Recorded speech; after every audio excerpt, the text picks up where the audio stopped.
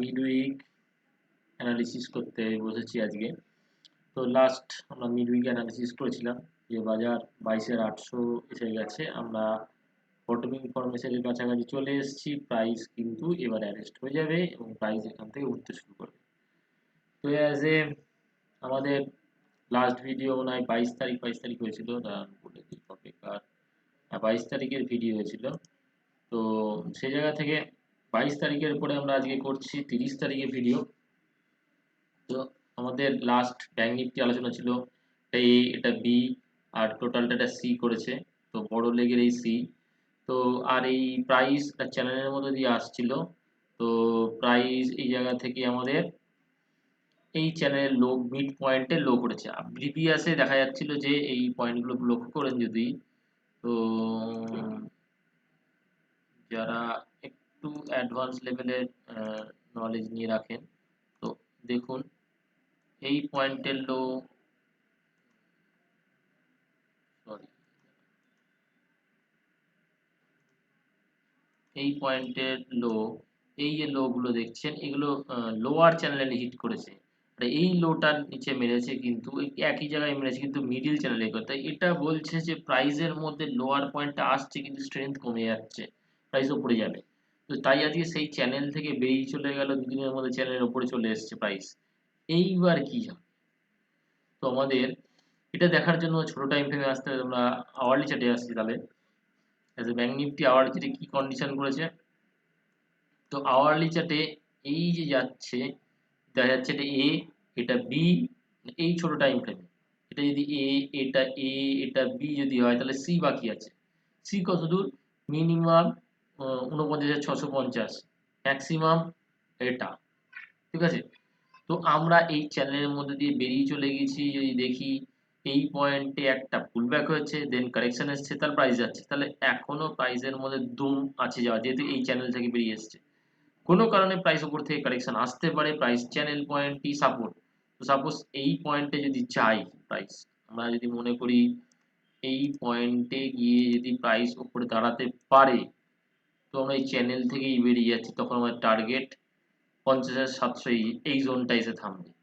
তো আমরা as a প্রথম থেকেই আমরা বিয়ারিশ ছিলাম না এই পয়েন্টে এসে। তো বাজার অনেক বেয়ারিশ দেখিয়েছে, আমরা আর বেয়ারিশ নয়, আমরা এই মুহূর্তে বুলিশ এবং এনি ডিপস আমরা বাই করতে পারি। তো এই গ্যাপটা ফিল আপ করতে মেবি আসতে পারে, তো আসলেও বাইই হবে এটাকে স্টপ লস দিয়ে। তো আগে আমরা কোনটা করবো? এটাও করতে পারি, আমার মনে হয় এটা হওয়ার চান্স বেশি আগে আছে। যদি এখান থেকে বা এইসব জায়গা থেকে কারেকশন আছে, সেটা চ্যানেলের কাছাকাছি আসলে, তাহলেও বাই। তো আমরা ব্যাংকিং স্টক অবশ্যই বাই করব, নিচে আসলেও বাই করব, কারেন্ট লেভেলেও বাই করতে পারি। আমরা ফুললি বাইং জোনে যাওয়া উচিত আমাদের। নেওয়া স্টপ লস এই লোটা 47,870, এইটা স্টপ লস দিয়ে আমরা আপসাইডের দিকে জার্নি করছি। আমার মনে হয় আমরা আগামী দিনে আফটার বাজেট সেটা ফাইনালাইজড হয়ে যাবে। তো বাজেট ডেতে আপ অ্যান্ড ডাউন থাকবে, সে জায়গা থেকে আমার মনে হয় একটু কম ট্রেড করা ভালো, কিন্তু আমরা বায়াস থাকবো বাইং এর জন্য। ওকে, ব্যাংক নিফটির জায়গা থেকে গেল। তো আমাদের উপরের দিকে 49,650, দেন ক্রস করলে 50,700, এটার উপর যদি শুক্রবার বা শনিবার এটা ক্লোজিং থাকে, কনফার্ম এইদিকে যাচ্ছে। আর যদি এখান থেকে পড়ে যায় প্রাইস এই চ্যানেলের আশেপাশে, তাহলে আমরা বাই করব, স্টপ লস এটা। ওকে, নিফটির জায়গা থেকে নিফটি আগেই আমরা আগের সপ্তাহে অ্যানালিসিস করেছিলাম আমরা যে প্রাইস একটা এবিসি কমপ্লিট করেছে।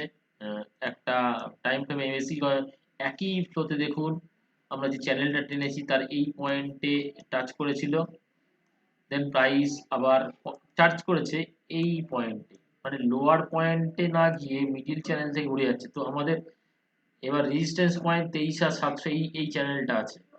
তো তার আগে শর্টার টাইম ফ্রেমে গেছে, এটা এবিসি করেছে, তাহলে প্রাইস উপরের দিকে যাবে। তো শর্ট টাইম ফ্রেমে যদি আসি, দেখা যাক শর্ট টাইম ফ্রেমে দেখা যাচ্ছে প্রাইস, তো প্রাইস এরকম একটা চ্যানেল ক্রিয়েট করেছে। প্রাইস এই চ্যানেলে মিডিল চ্যানেল, মানে আমরা 23,050-এর উপরে যতক্ষণ প্রাইস আছে, বা 23,000-এর উপরে যতক্ষণ আছে, প্রাইস উপরের দিকে জার্নি আছে। এবং ছোট টাইম ফ্রেমে যদি দেখি আমরা, এই এ, এই বি আর এই সি করছে।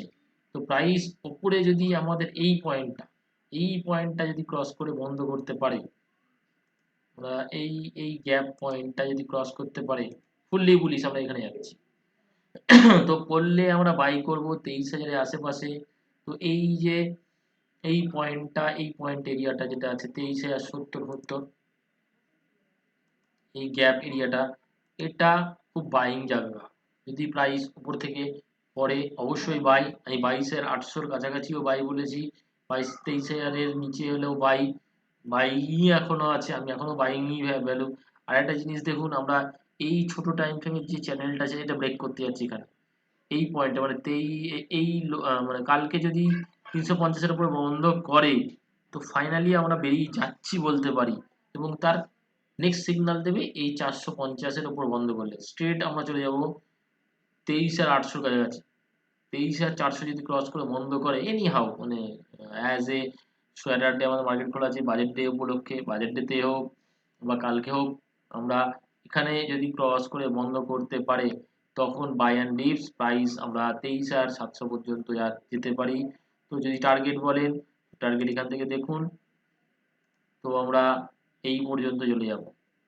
তো ফাইনালি আমাদের 23,450-এর উপর যদি বন্ধ করে প্রাইস, আমরা অত দূর যাব, খুব ফাস্ট যাবো আমার মনে হয়। তখন আমরা এনি প্রাইস 23,000-এর আশেপাশে আসলে আমরা বাই করতে পারি। স্টক স্পেসিফিক বলি, আইটি বাদে বাকি সব স্টক আমার মনে হয় ভালো লাগছে। আপনারা যে কোনো স্টক কিনতে পারেন আমার মনে হয়, ভয় পাবেন না। কোয়ান্টিটি বেশি নয়, কম করে কিনুন আমার মনে হয়। ভয় লাগলে কম করে কিনুন, কিন্তু অবশ্যই কিনুন। স্টপ লস আমাদের এটা যদি ভেঙে যায়, আমরা আর বায়াস থাকবো না। মানে যে বাই মোমেন্টামে আসছি, সেই বাই মোমেন্টামের স্টপ লস আমাদের এটা। আমরা রিডিউস বাই করতে পারি 23,100, আজকে যেন 23,100-এর আশেপাশে 140 করেছে লো, তার আগের দিন 23,000 এর নিচের লো করেছে। যদি দেখেন এই পয়েন্ট থেকে এই পয়েন্ট যদি দেখেন, তো কিরকম করে যাচ্ছে প্রাইস, এই একটা হাই মারলো, দেন লো মারছে, দেন হাই মারছে।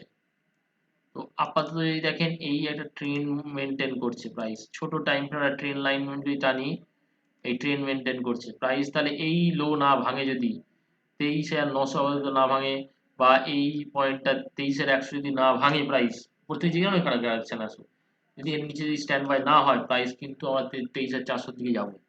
তো আমার মনে হয় আগামী দুদিন খুব ভোলাটাইল থাকবে মার্কেট, উপরের দিকে উপর নিচ করবে, নিচে আসলে বাই করুন, উপরে গেলে সেল করুন, করুন ট্রেডিং করার স্টাইল অনুযায়ী ট্রেডিং করুন, কিন্তু কোয়ান্টিটি কমে করুন। আর ইনভেস্টরদের বলবো আপনারা ইনভেস্টমেন্ট করতে পারেন, আপনার চয়েসেবল জিনিসে ইনভেস্টমেন্ট করুন, আইটিটা একটু অ্যাভয়েড করে ইনভেস্টমেন্ট করুন। বাকি সবই আমার মনে হয় ভালো আছে। তো দেখা যাক আমরা স্যাটারডেতে কি করি, কোথায় গিয়ে বন্ধ করি, 23,400 না 23,000-এর নিচে। তো ফাইনাল ডিসিশন আফটার বাজেটের উপর নির্ভর করে।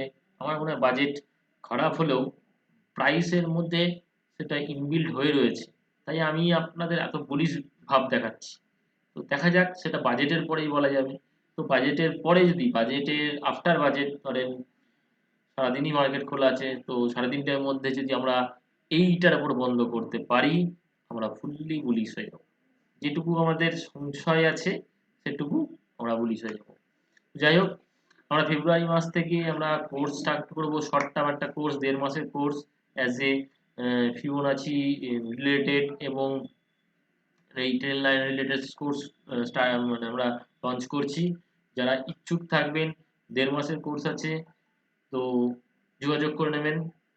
আশা করি সবাই ভালো থাকবেন, সাবধানে ট্রেড করুন। এবং আমি এটুকু বলতে পারি যে এই লো না ভাঙলে আমরা 23,700 দেখছি, ফাইনালি আমরা এটা যাব, এবং এটা ক্রস করলেই তার কনফার্মেশন দিয়ে দেবে। তো বাই অ্যান্ড ডিপসে থাকুন, কোয়ান্টিটি কমে করুন যদি ভয় লাগে, কিন্তু শর্ট নয়। উপর থেকে ভাইয়া পড়তে পারে, দেখুন ভাইয়া রোজই পড়ছে আবার উঠে যাচ্ছে, এই যে সিচুয়েশন হচ্ছে বাজারে, একটা ইন্টারনাল ফিলিং আসছে যে প্রাইস নিচে থাকবে না। দেখা যাক বাজেটে কি হয়, দেন আমরা আবার আসবো।